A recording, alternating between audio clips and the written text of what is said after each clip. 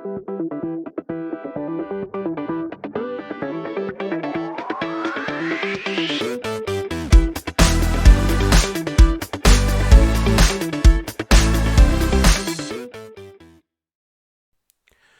my name is Chris Harris and I'm from Allery Chemistry, and welcome to this video on Analytical Techniques. So this is topic 37, so the final topic for the whole A-level, and this is for the CIE specification, so the Cambridge Internationals. So if you're studying the CIE specification, then this is the perfect video for you. It has everything you need to know if you are studying this syllabus. Obviously, this video we're going to go through analytical techniques. We're going to look at NMR, we're going to look at combined techniques, etc. So there's a lot of this in here. There is the full range of topics from 1 up to 37, so the full range of A-level for CIE on Allery Chemistry YouTube channel. Please hit the subscribe button just to show your support for this project. That'll be absolutely brilliant. Also, these are PowerPoint slides that I'm using here, and they are available to purchase. If you click on the link in the description box below, you'll be able to get a hold of them there. They're great for your notes, to supplement your notes. You can print them out if you wish and write your notes across the side of them, put them in your file, or you can keep them on your phone or your tablet. So they're great to kind of supplement your existing revision. So go and have a look on them there. They're all kind of bundled together for year 1 and year 2 as well. So you get loads of different topics there. Okay, so let's make a start on this one then. So this is obviously to do with analytical techniques. As it suggests, this is about ways in which we can measure or kind of analyze compounds and substances that we've produced, which is obviously very, very important in chemistry because we need to be able to identify what we have and what we don't have. So this topic really looks into a few different techniques, and we combine all of the techniques from year 1 and year 2 towards the end of the video, and look at analyzing some spectra and trying to identify compounds. So we're going to start with the first one here, which is thin layer chromatography, or TLC. Now, thin layer chromatography, you would have heard of chromatography before. So this is basically a useful form of chromatography anyway. So this is a way in which we can separate and identify colorless substances such as amino acids that have different solubilities. So normally when you've looked at, say, chromatography, so paper chromatography or anything like that, then you will have seen that you get colored compounds and you see them migrate up the paper. So this is ideal if they're not colored, for example. So TLC uses a stationary phase of silica or alumina. Okay, so this is mounted on a glass or metal plate, so it's a little bit different. We've got a pencil baseline is drawn, and drops of the amino acid mixtures are actually added to the bottom. So it looks very similar to a paper chromatography setup. So what we do is you place the plate in the solvent. Remember, the baseline must be above the solvent line. Okay, so this line here has got to be above the actual line of the liquid where it sits. If it's not, then this will basically dissolve into the main body of the solvent and you won't actually get anything happening. Really important that we do that. Obviously, we use pencil as well so that it doesn't, if you use an ink line, for example, then the ink would start to separate out and you get a bit of a confused mess. So what we do is we leave until the solvent has moved up to near the top of the plate, remove the actual slide and mark the solvent front and allow it to dry. So say if the solvent front goes up here, we mark it, allow it to dry, and then we analyze it. So it works really by the amino acids in the spots here dissolving in the solvent. Some of the chemicals in the mixture may not dissolve as much, and they'll basically stick to the stationary phase quicker, so you'll see dots lower down. And what we're left with is a chromatogram. Okay, so that's the actual kind of, the plate that's left after you've run the experiment. And so obviously we can identify these amino acids by measuring the positions in the chromatogram. Now, as I mentioned before, amino acids are colourless, so we can't actually see anything on the chromatogram. When we run this, you'll just see a solvent that's risen up. That's what you'll observe. So what we have to do is we have to spray a dye on it to try and identify or show up the spots of the amino acids that have risen up the chromatogram. So we can use iodine or a chemical called Ninhydrin solution, or we can use fluorescent dyes and UV light to actually identify what these are. So let's have a look at fluorescent dyes and UV light first. So if we add a fluorescent dye to the plate, we can see the dots actually using a UV light. And obviously the colourless spots will be shown because we spray the dye on it. And they will glow obviously when the dye is shone in the UV light. So, and then what we can do is draw around these spots to mark where they are. So obviously the UV light, we'll hold it in there, and then we obviously draw around the dots that we can see on there, and then we will actually see what we've got. And we'll look at the RF values and things like this in a moment, so we'll come on to that in a moment. Okay, so let's have a look at iodine and ninhydrin, which you may have heard of. So what we do is we place the chromatogram in a sealed jar with a few iodine crystals, if we're going to use iodine. What happens is the iodine vapor sticks to the chemicals on the plate and it dyes the actual spots purple. Okay, so you can see on there. So you can see we've got the beaker here. So there's the kind of sealed container. There's the chromatograms. We've got some iodine crystals in the corner. The vapor then starts to obviously fill the actual glass jar, and it's a locating agent. Okay, so basically it tries to locate the spots here, and obviously the spots will show up of the colour of the iodine. You can use ninhydrin as well. Normally you just clip that to, say, like a little washing line in a fume cupboard, and you can spray the ninhydrin on, allow them to dry, and you'll obviously it'll show the spots as well. So there's a few ways in which you can actually identify these amino acids, and this is obviously just one of them. So now we've got the actual chromatogram and we know where these spots are, we've got to be able to identify what these amino acids are. And this is where we use the RF value. Okay. So the number of spots on the plate basically tell you how many amino acids and other substances that make up that mixture, because obviously they'll all separate out. And we can identify them by calculating the RF value on the actual chromatogram, and then we can use the RF values to compare them against a library of known RF values to help identify what amino acids we may have there. So let's have a look at the chromatogram. So here we've got obviously our sample, and this is after it's been ran, and we can see the spot has kind of risen up further up the chromatogram there. So this is the distance travelled by the spot in red, and this is the distance travelled by the solvent. So this is the solvent front at the top here, and that's the baseline, that's where we started from. So the RF value is basically the distance travelled by the spot, which is this here, divided by the distance travelled by the solvent, which is this bit here, and then we should get an RF value here. And then we use that RF value to obviously measure that against a known library of substances to identify it. Now, the RF value is actually fixed for each amino acid, so each one will have a unique RF value.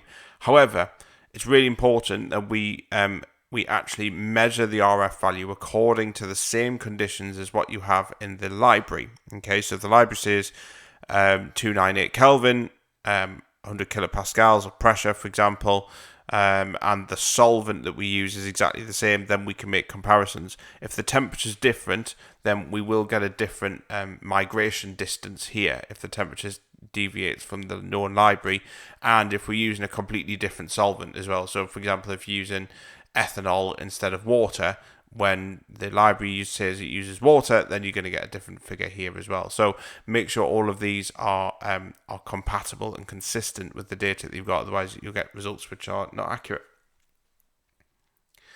Okay, so let's look at another type of chromatography. Now, you probably won't have seen this one. This one's a little bit more involved. Normally universities will have this equipment, or industry will have this type of equipment here. So this is something called gas-liquid chromatography, or GLC. And actually it's a really useful technique to separate a mixture of liquids that are quite volatile, okay, and we can then identify them. So obviously compounds which are volatile and just done on a say in normal air will just evaporate, and you would struggle to actually see the spots. So GLC helps to kind of get around that. So here's a GLC setup here, and you can see that we have it's quite a big bit of kit. It sits on a desk, it's got a computer attached to it, and there's various different parts here. So what we have in GLC is we have a really thin column that's wound up inside an oven. It's really fine. It's a bit like fishing wire. It's really, really small. And the column is actually lined with a solid or viscous liquid. So it's like a grease that lines the inside of this very fine tube. And that acts as the stationary phase. So the stationary phase is the phase that doesn't move, hence the word stationary. Okay. The sample is injected into the machine. Okay, so we've got the sample injector there, so it's injected in here. And we have a carrier gas that's inert, so sometimes it's just a nitrogen, for example, that's kind of pushed through here. That controls the flow of gas. That rushes past here. We inject the sample, and then the gas carries it through the column all the way around this wire. Okay, so it carries on whizzing round and round and round and round and round until it comes out the other side.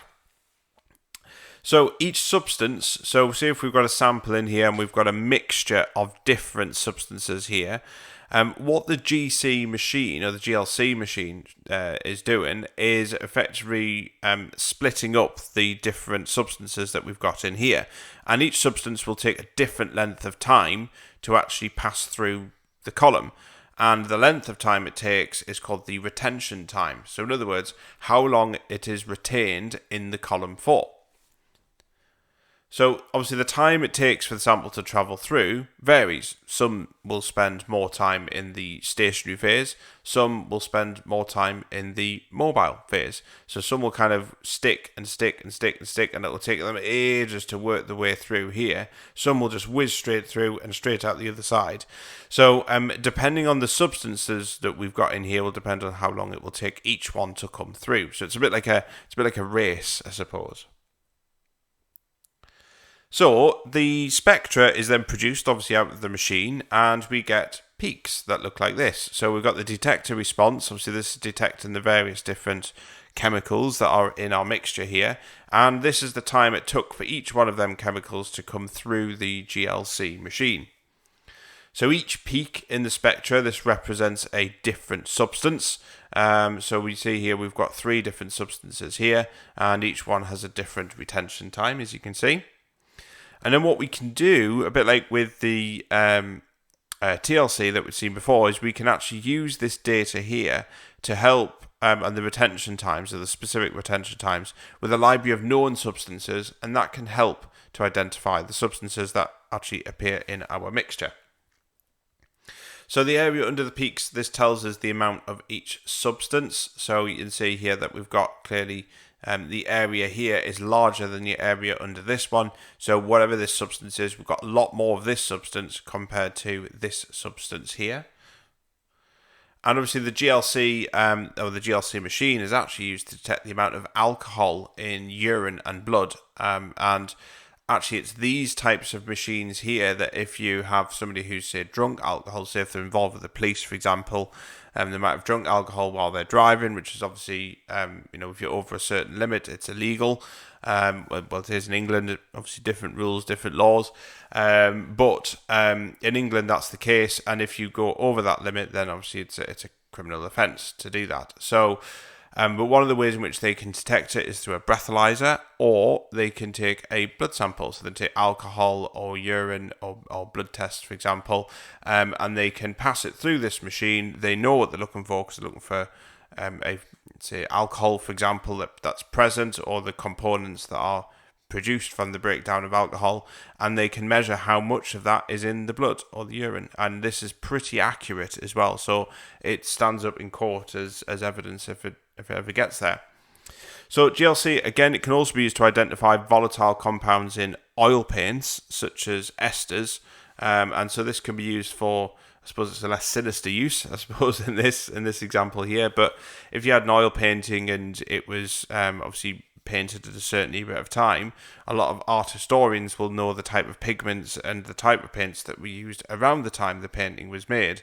And so we can use GLC to help analyze the type of chemicals that might have been used in the paint, and that can help restorers use a similar match to restore the painting. So GLC is used quite broadly, not just in obviously chemical applications, but obviously in in everyday life as well. Okay, so as we've seen previously, we can actually identify molecules using the retention times from the graph, and there are a few factors though that affect this, and we've got to be very careful of this. So the first one is solubility. So obviously the solubility of the substance determines the retention time. If it's really soluble in the gas, then obviously it will spend more time in the mobile phase. And so therefore will probably come through the machine much quicker. And so therefore the retention time will be less. It won't spend as much time in the machine. Likewise, if it's not as soluble, it will probably spend more time stuck to the stationary phase, which is the kind of oil lining in the actual column. And this will obviously have a higher retention time as a result. Obviously, the temperature of the GLC machine, you noticed in the diagram before that it actually had an oven. And obviously the temperature of the GLC will make a difference in terms of the retention time of the chemicals coming through. Obviously, the warmer the GLC machine, the more time the substance will remain in the evaporated state, and so therefore will pass through the machine much quicker, and so therefore the retention time will be shorter as a result. The other one is the boiling point as well. So if we've got a substance with a really high boiling point, then it's more likely to travel through the tube as a liquid rather than a gas, and obviously that means it will take a bit longer to get through that column, and so therefore your retention time will be higher. So we've got a lot of factors that we need to take into account, and the key thing with anything in science is to keep things fair and consistent and comparable, is to keep variables, or some of the variables, for example ones like this, the same, and so therefore you can make a comparison. There's no point in setting the oven of the GLC machine to one temperature, pass your sample through, and then turn it down to a different temperature and pass it down, and then send it through, and then make a comparison, because it's going to be difficult, might not be a fair comparison to do. So yeah, just be aware of some of these different things which can affect the retention times. Okay, so you may be able to identify some substances. So here we've got amino acids. Here we're going to use an example of amino acids. We've got various different types of amino acids just listed down the left-hand side here, and we've got their retention times given specific conditions. Okay, so we've got a GLC spectrum of a sample, and you can see it contains a mixture of amino acids. We have 3 peaks, so we have 3 different amino acids. So what you have to be able to do is to use the data to help identify the amino acids in this machine here on this spectrum. So see if you can do it, and you can pause the video if you wish, and see if you can look at the spectrum here and see if you can identify which amino acids we have. It's fairly straightforward. Okay, well, using the data, we can see that we have glycine, and we have aspartic acid, and we have tyrosine. So these are the 3 amino acids that are in our sample. Pretty straightforward, really, so not too bad. So just make sure you understand the kind of intricacies of GLC, how it works, and what factors can affect the retention times. The actual reading of the spectra should be fairly straightforward. It's not too difficult. It's merely the kind of mechanics of it and understanding what can affect retention times, which is really going to be a bit trickier for you. Okay, so we can be really creative. This is what happens when you let chemists loose with a creative mind, is they start joining machines together. So we've got gas liquid chromatography, mass spectrometry. Now you've seen mass spec in year 1 when we looked at fragmentation and mass spectrometry. So if you're not sure on what this is talking about, please go and have a look at the year 1 video first before you go any further with this. It's really important that you understand what mass spec is. I'm going to assume that you know about it, okay, for the purposes of this. So go and have a look at the Analytical Techniques video for year 1 if you're not too sure. So yes, we can join these two together, and this actually kind of doubles up as a really powerful tool to analyze substances.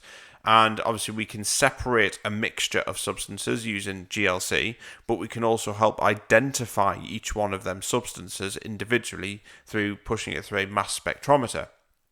So, like I say, mass spectrometry is better suited to identifying unknown compounds. Obviously, you'll have a lot of retention times, which will probably be the same for a lot of different chemicals. And obviously, the downside of GLC is it can't always identify everything.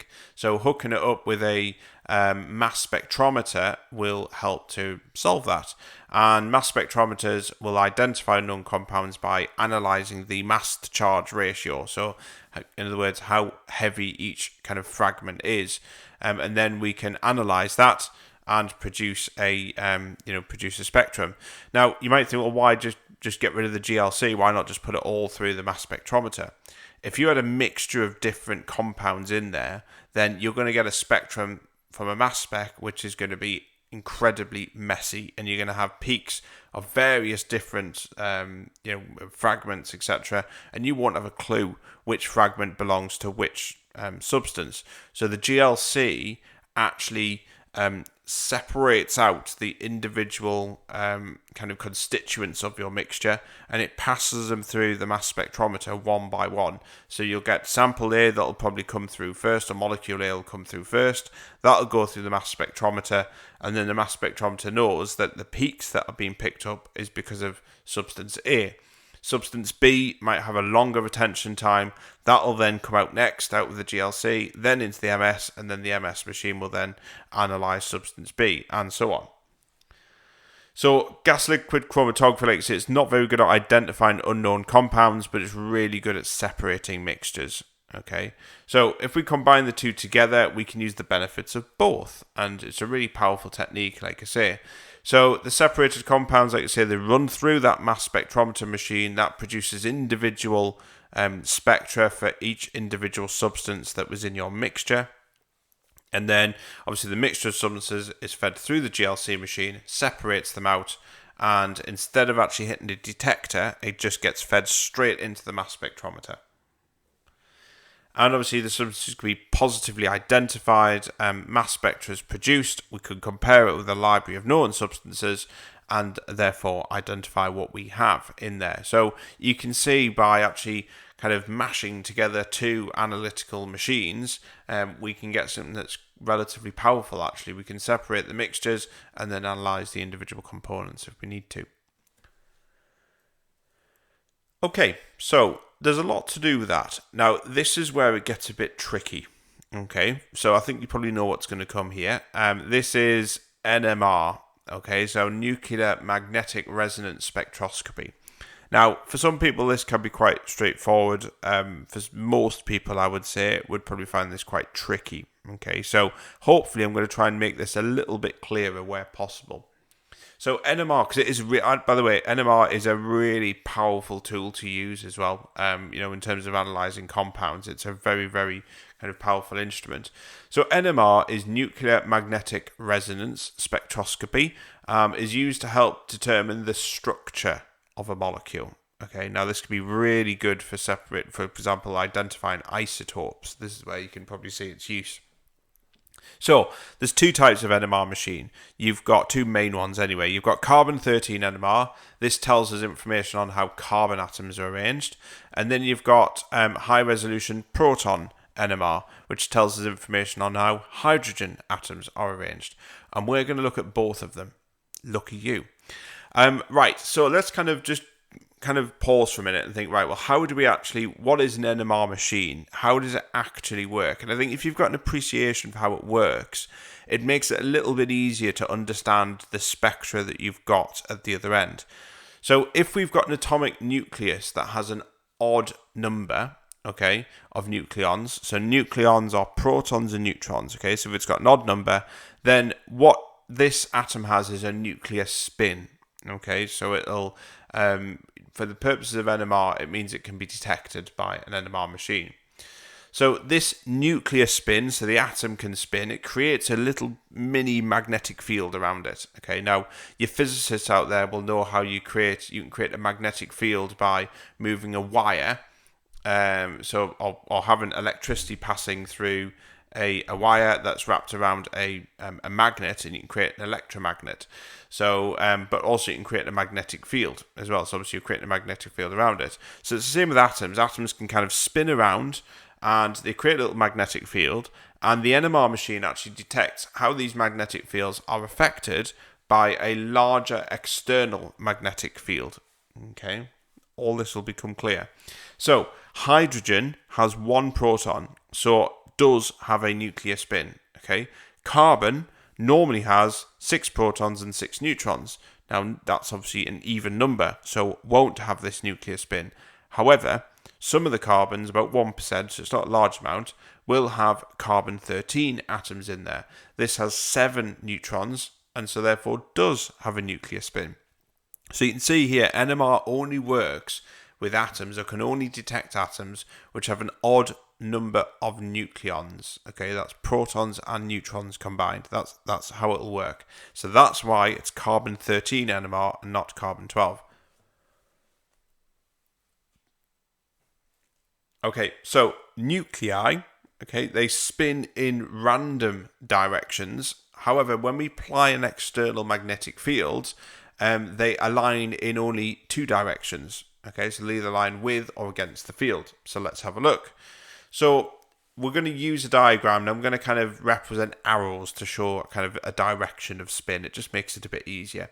So they spin in either direction of, so nuclei, they spin in the, nuclei spin either in the direction of an external magnetic field, or they can spin against it. Okay, so those that spin in the direction of the magnetic field naturally have lower energy. They're conforming to the direction of the magnetic field.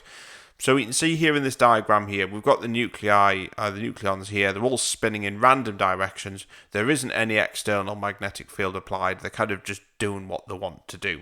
Okay, it's a bit like one of them kind of, I think they call them flash mobs. I think it is them flash mob dances where you've got people kind of just mingling around, not really doing anything, and then all of a sudden there's music, and then they kind of align themselves in terms of, you know, dancing to the music. So I kind of see it a little bit like this, where you've got these kind of nucleons which are just kind of randomly just moving around, just mixing as they want, and then all of a sudden you apply a magnetic field. Okay, so there it is there. So that's coming out from one direction, right at the bottom, and then your nucleons then align themselves. They kind of get arranged in some kind of neat arrangement here. So you can see here that some of them will kind of go with the magnetic field and kind of, you know, are lower energy. Some of them will rebel, I suppose, and go against the magnetic field, and these have higher energy, so they spin against it. However, they're all spinning either with or against it. They're not random like this. They kind of arrange themselves quite neatly. Okay, and this is effectively what an NMR machine does. It has a magnetic, it's basically a big electromagnet, and it applies this magnetic field to the sample, and you get this happening, these nucleons suddenly aligning in some kind of formation. So NMR then fires out radio waves at a specific frequency, okay? And the nuclei that are aligned with the magnetic field, they absorb this energy, they get all excited, and they get promoted to a higher energy level. Okay, so they kind of jump up. And those with a higher energy, these ones up here, can also drop to a lower energy level, which is down here. And when they do that, they emit radio waves, so they kind of send it back out again. Okay, so all this is happening in an NMR machine. And initially, there are more nuclei aligned with the magnetic field because they're lower in energy. So overall, more energy is absorbed than emitted. Okay, so that's obviously, that makes sense, doesn't it? So NMR is basically measuring the amount of energy that is absorbed. That's all it's doing. Okay, so all of this is just kind of going into the kind of background of the NMR machine and how it actually works. So the word nuclear basically is talking about the nucleus of an atom. So it's nothing to do with radiation in that sense. It's not to do with alpha, beta, gamma, or anything like that. Magnetic, NMR, so magnetic because it applies a magnetic field, okay, to align the nucleons in a particular direction. So nuclear magnetic, and then resonance, because they actually move. Some of these will resonate. They'll kind of move from one area to another. So NMR, and this is basically what it's doing. So it's measuring this gap between the two. So the energy absorbed by the nuclei, so that energy that, remember, you fire the radio waves into that, it's dependent on the environment that atom is in. So that diagram there was the nucleus of one atom. Okay, now the amount of energy absorbed by that atom to kind of move one of the nucleons up into the higher state is depending on what it's actually next door to, what it's bonded to next door. So that nucleus can be shielded from an external magnetic field from electrons that actually surround the nucleus. Okay, so remember, you've got the nucleus in the middle, you've got electrons around it.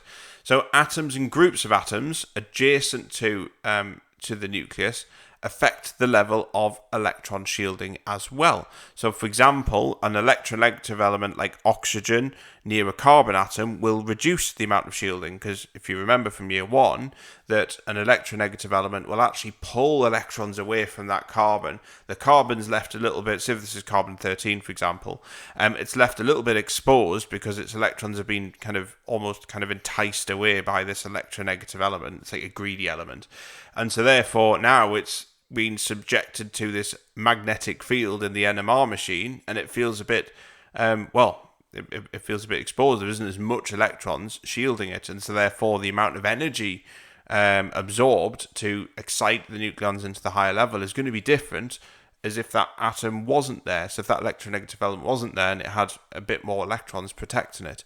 So the neighbouring atoms have a big impact on the impact of the amount of energy absorbed by the nucleons in the carbon or hydrogen that's under inspection.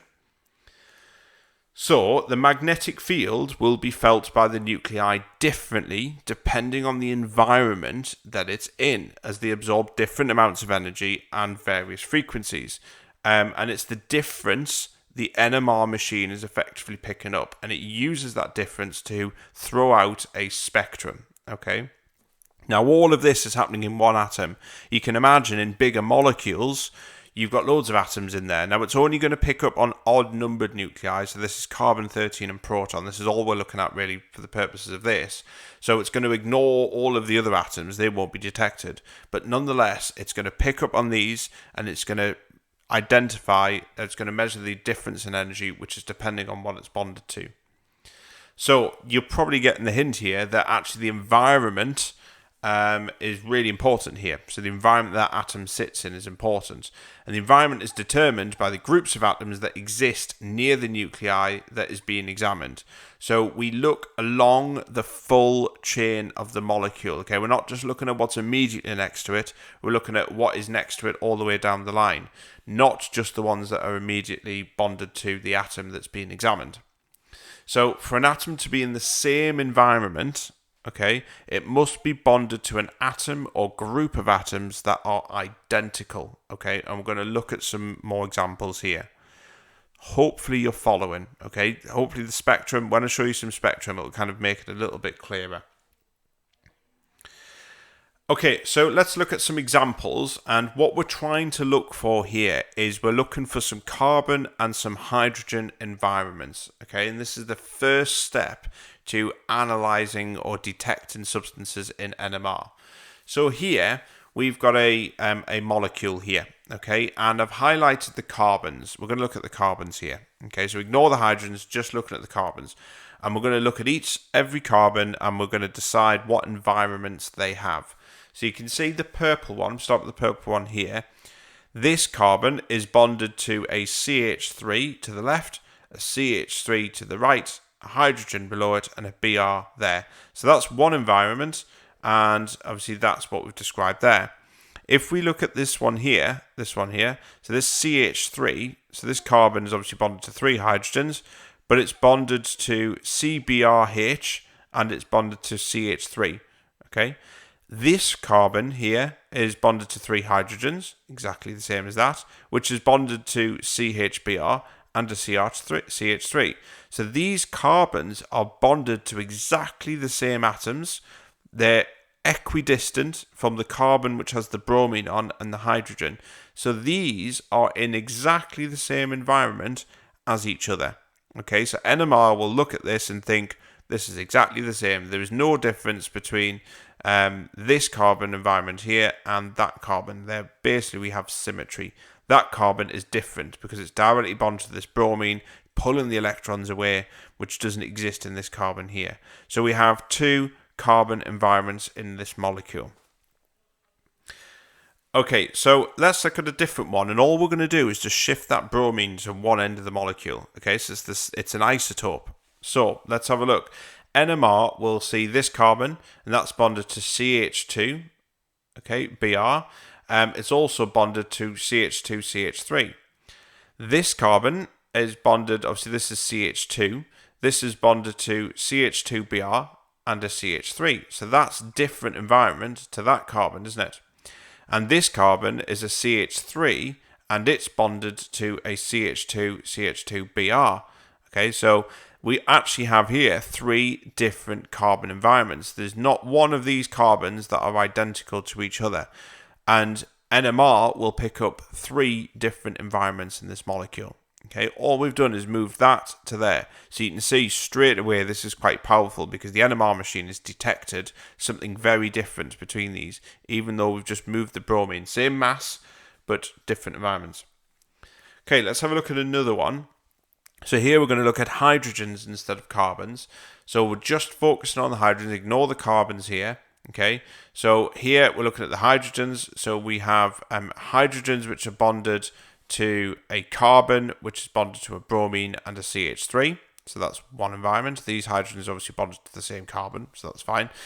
These 3 hydrogens here are bonded to a carbon, which is bonded to a CH2 and a Br. So that's a different environment. These hydrogens here are in a different environment to these hydrogens here.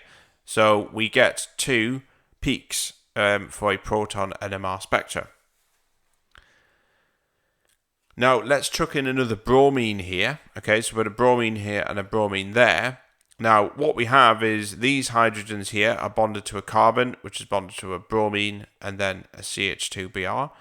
These hydrogens here are bonded to a carbon, which is bonded to a bromine and then to a CH2Br. I've literally just repeated myself. So whenever you repeat yourself with anything like this, you've likely got, well, these hydrogens basically are all in the same environment. You couldn't tell, or the kind of the electron shielding in this hydrogen is no different to electron shielding in that hydrogen.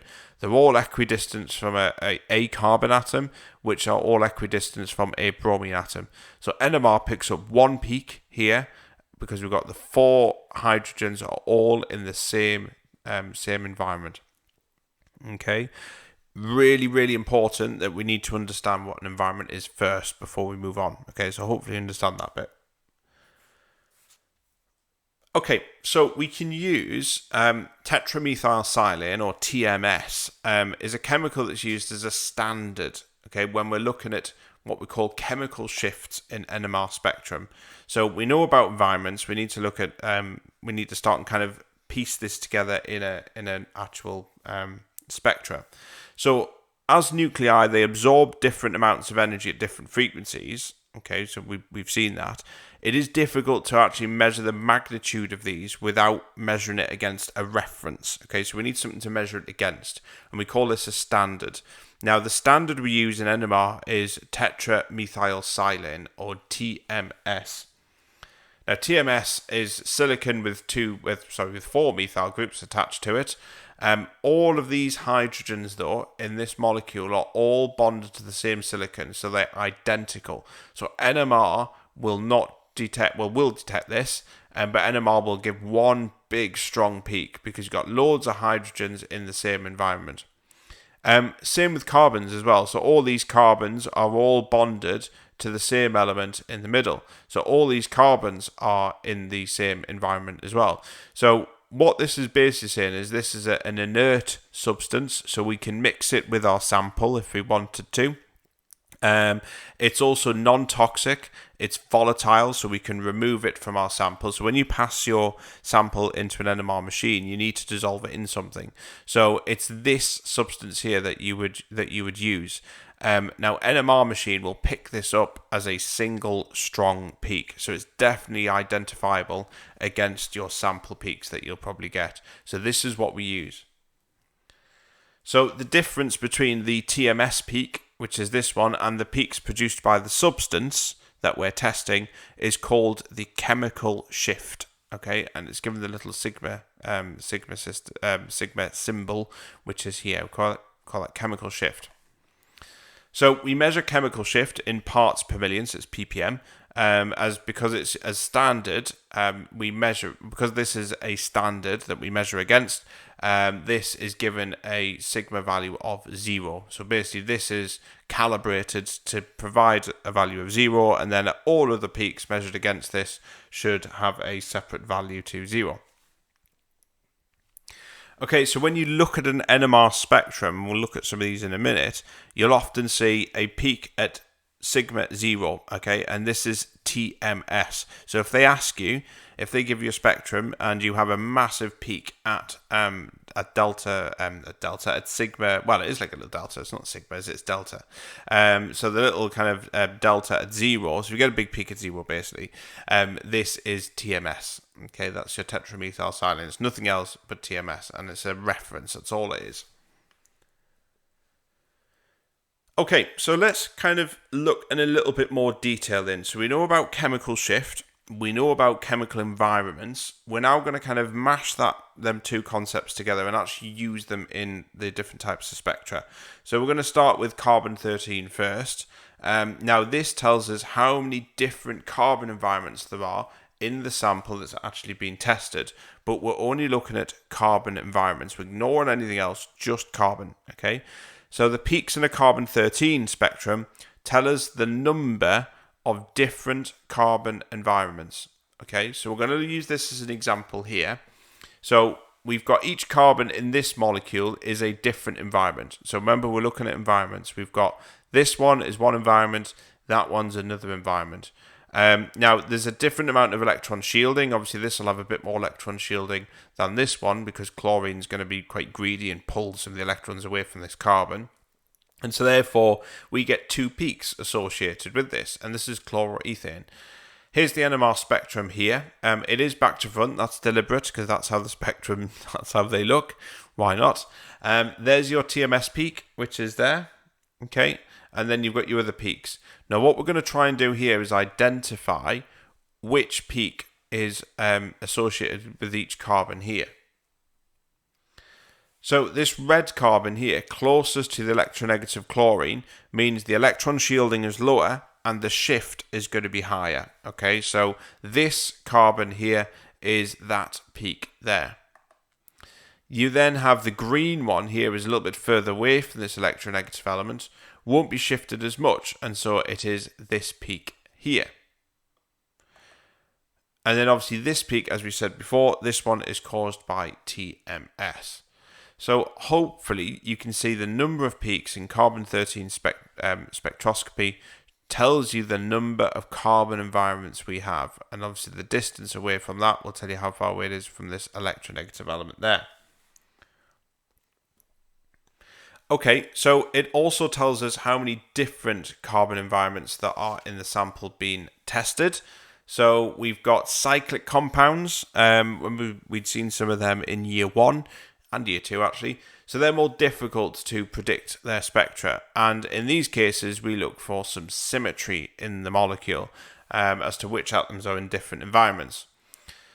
So here we've got a cyclic compound, okay? We've got 2 chlorines attached to it, and this is obviously a cyclohexane molecule here, okay? So it's not a benzene ring. Don't get this confused with benzene. Remember, benzene has the circle in the middle. This is cyclohexane, okay?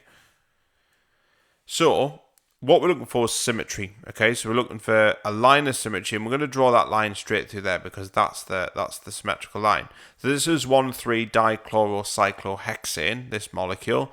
There are 4 different carbon environments, okay? Now, if we put this line of symmetry across, we can see similarity and differences in these carbon environments, as we can see here.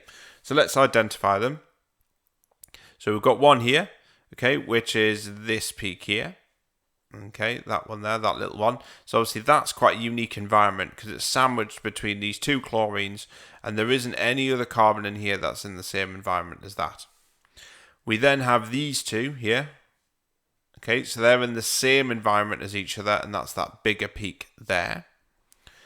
We then have the ones that are next to them, so the next 2. So they're obviously in the same environment. There's symmetry there, so that is that peak there. And then finally, we have the odd one right at the bottom there. So that is that peak there. Okay, so what we're looking for is symmetry, and that's massive because if you have a symmetrical molecule, NMR can't tell the difference between carbons that are in the same environment as each other. It can't, well, it can tell you how many carbons there are in there, but it can't actually split them into different peaks. So symmetry is critical here.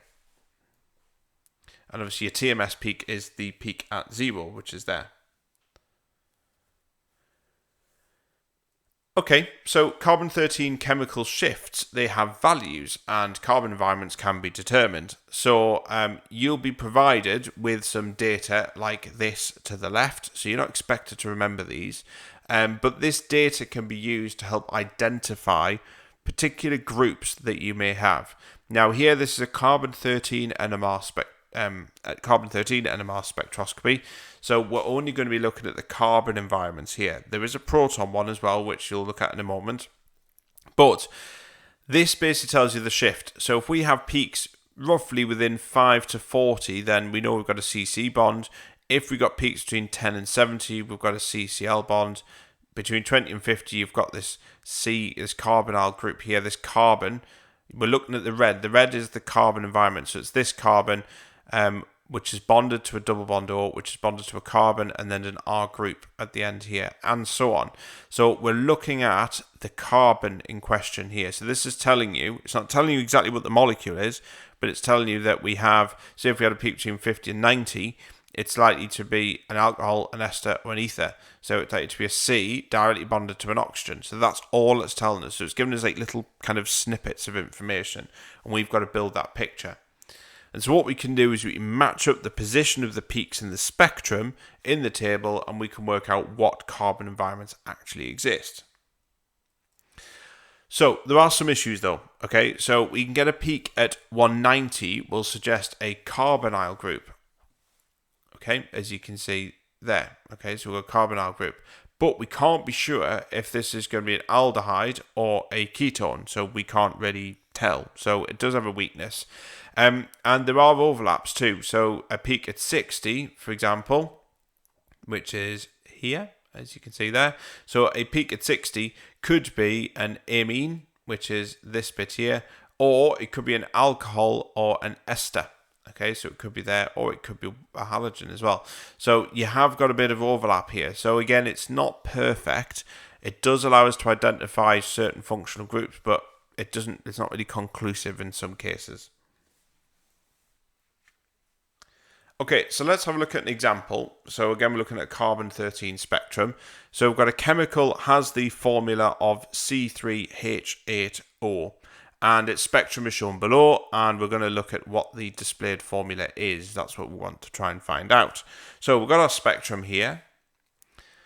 The first thing I would do is probably draw down all the possible isomers here. Okay, and I know it's a bit of a faff, but it just gives you something to kind of hook off, I suppose. So you've got C3H8O. So you could have these three possible isomers here. So you've got this one, you've got this one, and you've got this one. They all have the formula of C3H8O. I've color-coded the different environments as well. So obviously we've got 2 environments here, we've got 3 environments here, and we've got 3 environments here. So the first thing I would do is look at the number of peaks that we have.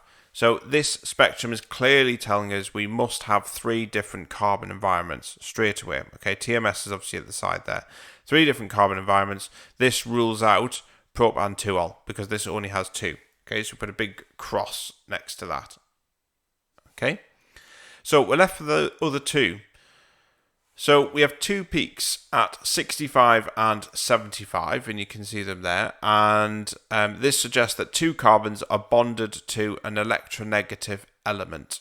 Okay, so because it's shifted quite high up. So this fits the structure of an ether, which is this molecule here, rather than propan-1ol, where we would only see kind of this carbon here with a really high peak.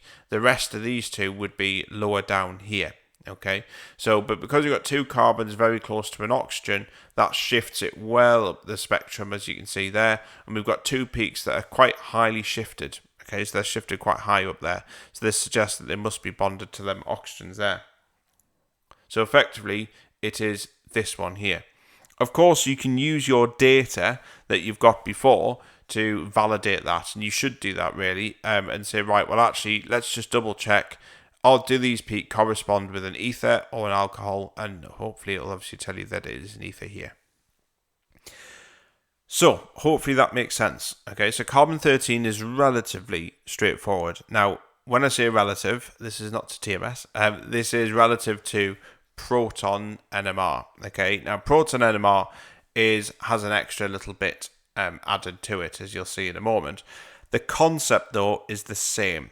Okay, there's no difference in terms of what the machine is doing or what it's trying to detect, other than it's detecting protons. But in terms of what we mentioned before with carbon-13, that still stands. We're going to add an extra little bit to Proton Nmr, though. Okay, so Proton Nmr Spectroscopy, this tells us how many different hydrogen environments we have and how many hydrogens are in each environment in the sample as well. So the peaks on a Proton Nmr spectrum tells us the number of different hydrogen environments, just like it did when we looked at carbon-13, and that told us the number of carbon environments. So you can see here we have a Proton Nmr spectrum. Now, the first thing you'll probably notice is the numbering is much smaller on this here. So carbon-13, they have bigger shift numbers. With Proton Nmr, it's a bit smaller. Now here, we've got a molecule here. This is ethanoic acid, okay? And we can see that we have two peaks here. So the numbers, so we have obviously two hydrogen environments. Now the numbers above here, this basically tells us the ratio of the areas under the peak. Now, you'll probably look at this thinking, how on earth are you going to measure the area under this peak compared to that one? The answer is you don't have to, mainly because it's going to be really difficult to measure it. So normally the NMR machine is quite kind and will put a number above it. It might be a decimal, it might not be a whole number, but it'll put a number next to it and say, right, this is the relative area compared to that and that. This area is 3 times bigger than that area. Now, what that's doing is it's telling us the relative number of hydrogens in these two environments. So we've got two environments here, but we've got an environment with 3 hydrogens here, and we've got an environment with 1 hydrogen there. So with ethanol, okay, so we have 2 hydrogen environments, so we'll have 2 peaks. This is not ethanol, this is ethanoic acid, by the way. So we'll have 2 peaks. There they are there. Okay, so we've color-coded them. This is obviously caused by TMS. And the peak on the left, this one here, has a value of 1. And the peak on the right has a value of 3. And this means we've got 3 hydrogens in one environment and 1 hydrogen in another. So we form this 3-to-1 ratio, as you can see on there. And the red line is what we call an integration trace. And so this basically helps to show the peak area of the peaks. And we'll look at integration traces in a little bit more detail later. I will get this changed. This is definitely not ethanol. I don't want you to get confused. This is ethanoic acid, this one here, not ethanol. Okay, so I'll get that amended and put onto the TES if you're taking the notes from this. Okay, so obviously you can see there's a lot of similarity there with with carbon-13 NMR. Obviously the number of peaks still tells you the number of hydrogen environments, but now we've got a little bit more detail that's involved. So like with carbon-13 NMR, we have data for Proton Nmr as well, except this time we're looking at these particular hydrogens. So if we get a shift of half to 5, for example, so half to 5 in terms of the chemical shift, then it means that a proton, this proton in question, is next to an RO group. Okay, if we get a peak, let's say that's say 3.7 to 4.1, it means we've got this proton here that's bonded to a carbon, which is bonded to this bit here. This is like an ester. Okay, so it's the red letters here that tell you it's the hydrogen that's being examined, I suppose. Okay, so it's them hydrogens that cause the shift. So if we look at that spectrum from what we had previously, okay, we can see that we had 2 peaks. We had 1 here and 1 here.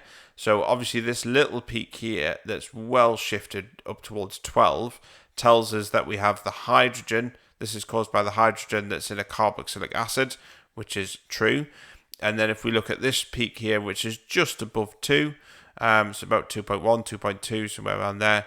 This tells us that we've got a hydrogen, which is there, which is bonded next to a carbon with a C double bond O attached to it, in which case that tells us that it's obviously near the carboxylic acid.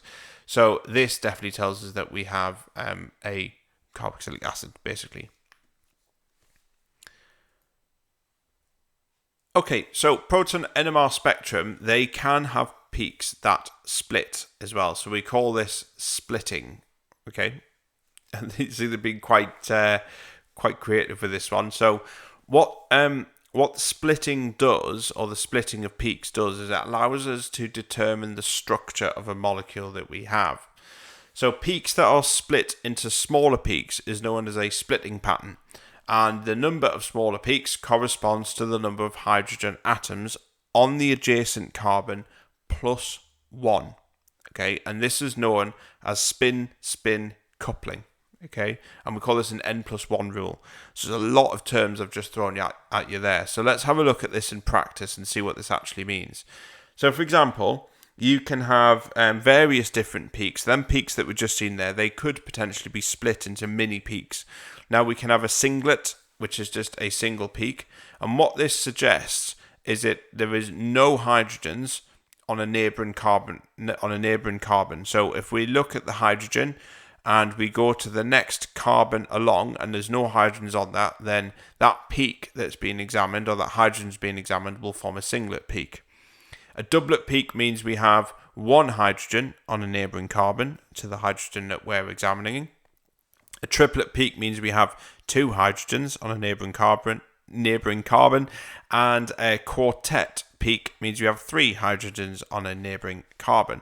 So this is an n+1 rule. So a doublet peak, so that's two peaks, means one hydrogen on the neighboring carbon. Okay. A triplet peak, so that's three peaks, means you've got two hydrogens on the neighboring carbon. So it's always +1, n+1. So let's have a look. So this is ethanol, okay, which is this molecule here, and this is the spectrum that ethanol produces here. So we're going to analyze this and apply this splitting pattern to it. So this hydrogen here, okay, this one in the yellow, this is a hydrogen OH is bonded to an oxygen, okay, here. This isn't a carbon, okay, so neighboring hydrogens is 0, okay, so this is bonded to an oxygen. There's no hydrogens coming off this whatsoever, okay, there's no carbon there, in fact. So applying the n+1 rule, we have 0, okay, so there's not a carbon, so definitely won't have any hydrogens. +1 is 1, so that's a singlet, and that's exactly what we get with the OH. We get a singlet peak, as you can see there. These hydrogens here, okay, so we have two hydrogens, and these are adjacent to one carbon, so they're obviously bonded to a carbon, but they're adjacent to one carbon there, okay, to the right is an oxygen, so we can ignore that, one carbon, and that has three hydrogens attached to it.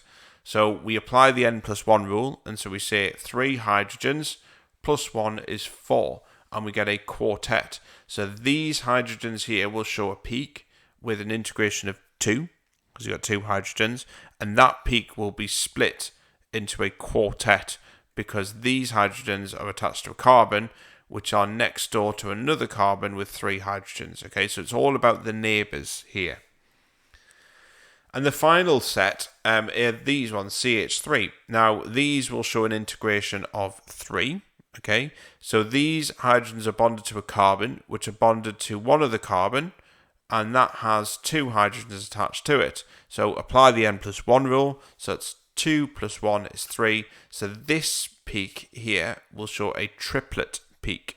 Okay, so we'll have a triplet there. And that is exactly what we've got if we look at the diagram here. So OH is a singlet, which is there. The CH2 is, which is this red one here, is definitely a quartet. So you've got 1, 2, 3, 4 little peaks there. CH3 is split into 3. So you've got 1, 2, 3 peaks. This has obviously got the highest integration because this has got 3 hydrogens that are next door to 2 other hydrogens because it's a triplet peak. This has got 2 hydrogens but is next door to a carbon with 3 hydrogens attached to it because we've got a 4 peak there. We've got a quartet. Okay.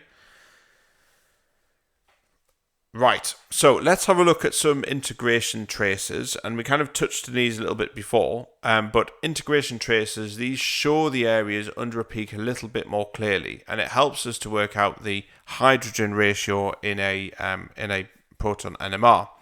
So when we have split peaks, as you've seen before, it's really difficult to work out the area under that. So the NMR machine kind of helps us a little bit and puts an integration trace on the spectrum. And it's used to actually give you a height ratio, and we can use the height ratio to help work out, or that height ratio corresponds to the area ratio under the peak, and therefore we can use that to work out how many hydrogens we have. So in practice, obviously we'd use a ruler to measure the vertical parts of this integration trace, and then we write the lengths down, and then we use these as obviously a ratio of numbers. So let's have a look here. So in this spectrum, the integration trace shows a 1 to 1.5 to 1.5 ratio. And if we round that up to the nearest whole number, this leads us to 2 to 3 to 3. So again, we can't really work out the areas under these peaks. They're just far too small. So the NMR machine puts this red line on this spectrum here. And this is showing us the kind of relative area. So this is 1 to 1.5 to 1.5. And all we're doing is measuring the height of this trace. And the height of the trace corresponds to the area underneath each one of these peaks. And basically this is telling us that we have 3 different hydrogen environments, because you've got 3 different peaks here. One with 2 hydrogen environments, which is this one here, and the other ones have 3 hydrogen environments attached to it. So it's a 2 to 3 to 3 ratio. Okay. So substances are to be tested are dissolved in a non-hydrogen based solvent to avoid confusing the spectra. So for example, TMS, the problem with TMS is it has hydrogens in there. Not TMS, sorry. Water, for example, is a solvent. It has hydrogens in there. You wouldn't really dissolve any, say, solid samples in water, because the NMR machine will pick up the water molecules that pick up hydrogen and water. So what we have to do is come up with a different solvent altogether.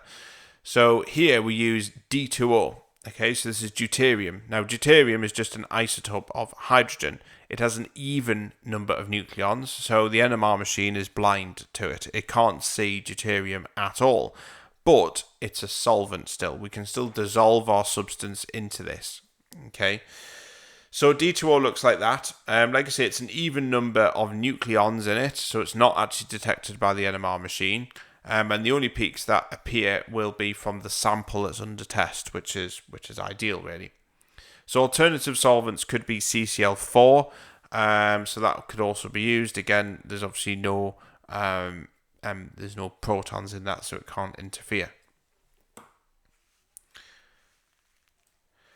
Okay, so let's have a look at a particular spectrum here. Let's look at an example. So what we want you to do is to predict the structure of the compound using the data table from this Proton Nmr spectrum with molecular formula of C4H8O2. Now, if you want to do this yourself, I'm more than happy to do it. What you'll need, you might want to pause the video, but you'll need a data table. You need a data table with the numbers in for Proton Nmr. So you might want to go and root that out first. And then once you've got that, you can then kind of see if you can try and work out this example here. And we're going to try and identify it. So if you want to pause the video and go and get that and work through it, then that would be good. So I'm going to work through it now, though. I'm going to talk it through. So here we have, first thing we need to notice is how many hydrogen environments we've got. 3 hydrogen environments in this molecule, and it's got a ratio of 2 to 3 to 3. So we know we've got 3 different hydrogens here, and it's likely to mean we have a CH2 and 2 CH3 groups, likely. Okay, what we're doing is just kind of building up the clues. We might not be there yet, we're just building up the clues. We're trying to kind of narrow this down a little bit. Then we have a peak at 4.1, and this is where you use your table of data here. Okay, so you've got a peak at 4.1, there's a value of 2, okay, which suggests this is a CH2, and using the data table, this suggests it's actually this structure that you can see there. Okay, so this is the structure here. So it tells us you'll probably have a hydrogen, and it's likely to be a CH2, and it's going to be bonded to an oxygen with a CO group here. Now this is likely to be an ester then. This is telling us it's definitely going to be an ester. Okay, so we've narrowed it down a bit further.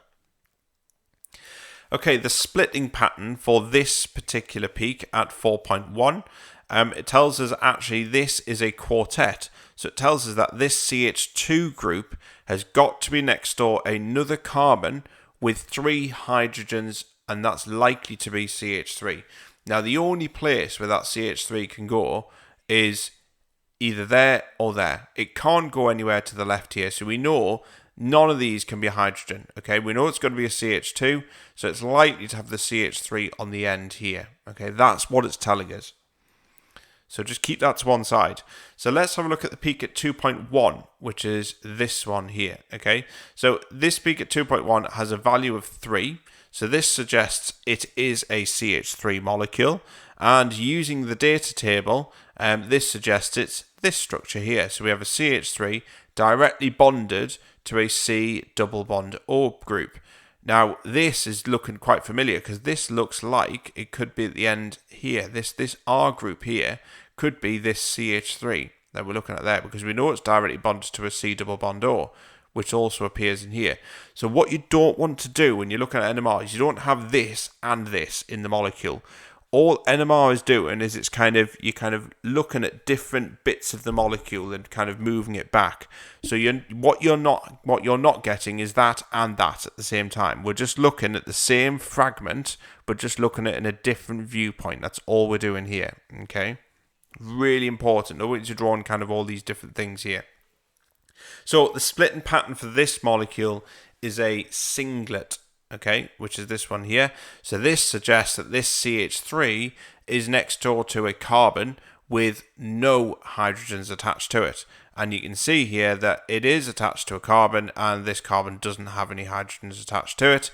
So that fits quite nicely. So that's likely to be this R bit here, CH3 bonded to a carbon with no other hydrogens attached to it. So that seems to fit. So you see we're getting this picture that's starting to build here. The final peak, 1.2, has a value of 3. Okay, this suggests it's a CH3. And using the data table, this suggests a structure of RCH3. So we've got an alkyl group kind of sitting next to it. It's a triplet peak. Okay, so this means they're likely to be next door to a carbon with 2 other hydrogens on it. Now, if I just come back to this, remember you've got your CH2 there, and we suspected that we'd have a CH3 on the end there. This peak certainly matches that, or certainly provides evidence for that. So finally, what we can do is basically draw our molecule out. So there's your CH3, there's your CH2, and there's your other CH3 right at the end there, which is that peak. Okay, so what we're doing is we're using this as a base, and we're kind of building around it, and all these different peaks are doing is just showing you different areas of this. We're kind of looking at different parts of this, of the kind of bigger picture, I suppose. Okay, so this tells us we have ethyl ethanoate. We definitely have an ester that's produced. So hopefully that makes it a bit clearer. The key points here is look for the number of peaks first. Okay, look for start from a peak, look in your table and get a base point, get a molecule. And what we're doing is just building the picture up with every bit of evidence. We're kind of piecing this puzzle together and getting the bigger picture, and eventually that's what we see here. Okay, so obviously we're looking at NMR, and we've looked at GC, we looked at mass spectrometry, we've looked at infrared in year 1 as well. We're now going to use all of these different techniques and combine them to solve the mystery of an unknown chemical. Okay, now obviously in reality chemists do this. Okay, so they will use various different techniques to try and work out an unknown substance. You never just pick one and say, well, I'll just use that all the time. Otherwise there's no point for any of the others. So the skill here is linking all these different techniques together to try and identify what you've got.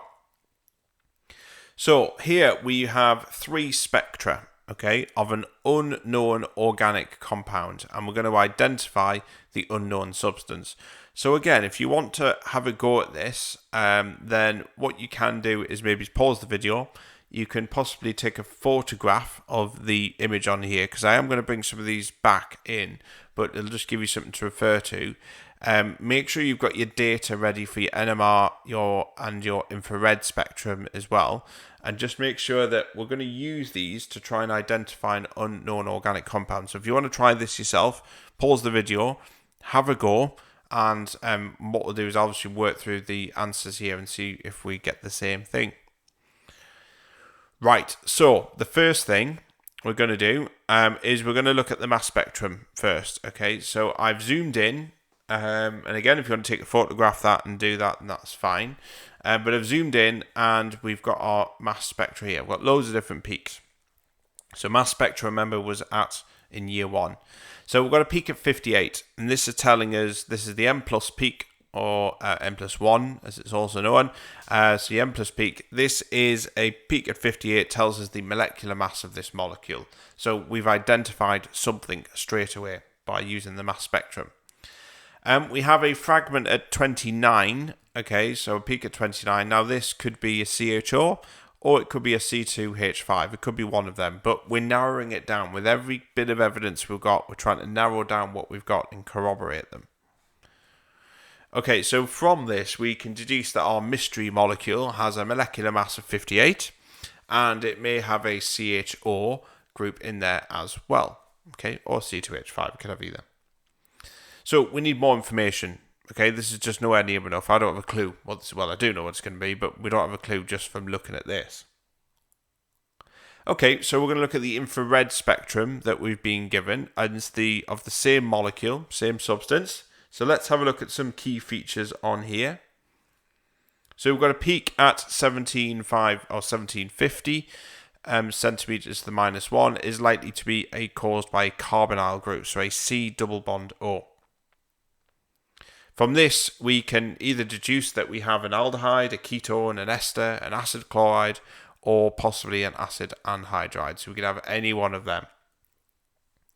It can't be, though, a carboxylic acid, okay, as the peak doesn't have or doesn't sit between 2.5 to 3,300.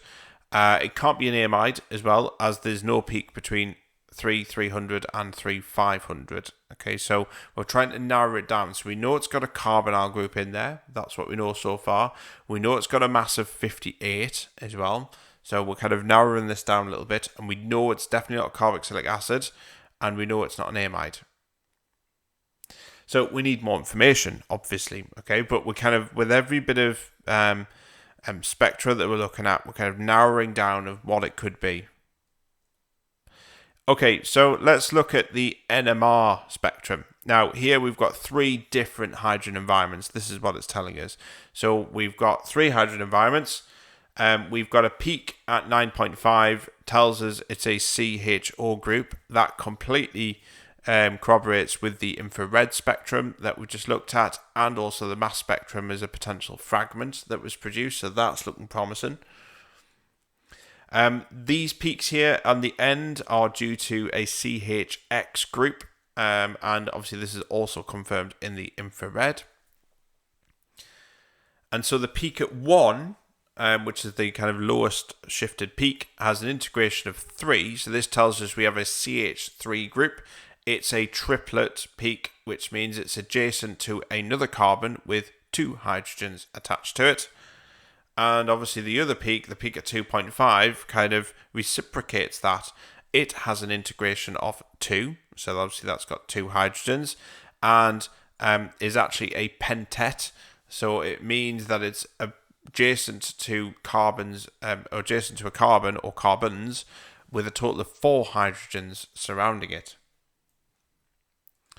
So this is likely to be near a CH3 and the CHO group identified at 9.5, which itself is a triplet. So that means it must be bonded directly to a CH2 group. So what we're seeing here is kind of different parts of this molecule, and the skill is putting that together, and it's best to scribble it, try it, and make sure it fits. It's a bit of, it's not trial and error, but it's about kind of writing down the different bits of information we know and kind of piecing it together. So it's a bit like, it is very much like a jigsaw puzzle. You've got all the bits there, you just need to try and connect them in the right place and make sure it matches the spectrum that you've got.